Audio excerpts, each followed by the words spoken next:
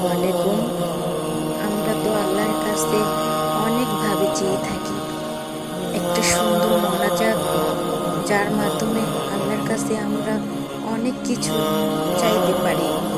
হে আল্লাহ, আমি জানি না কিভাবে ডাকলে আপনি আমার ডাকে সাড়া দিবেন।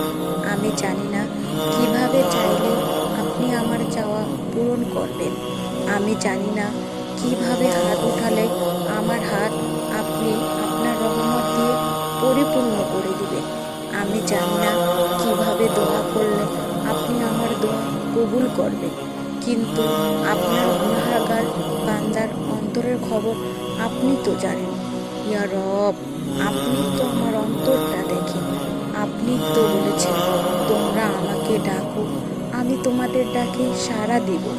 হে আল্লাহ, আপনি তো বলেছেন তোমরা আমার কাছে চাও, আমি তোমাদের চাওয়া পূরণ করব। আপনি তো বলেছেন আপনি খালি হাত ফিরিয়ে লজ্জাবোধ করেন। আমি আপনার অযোগ্য বান্দা হওয়া সত্ত্বেও ইয়া রহমান, আপনি আমাকে যোগ্যতার বাইরে অনেক কিছু দান করেছেন।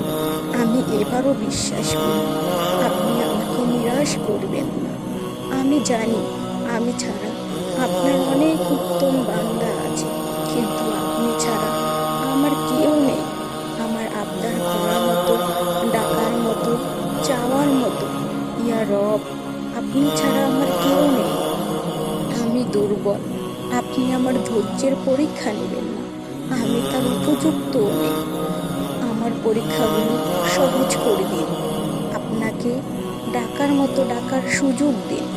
আপনি আমার চাওয়াগুলো পূরণ করে দিন।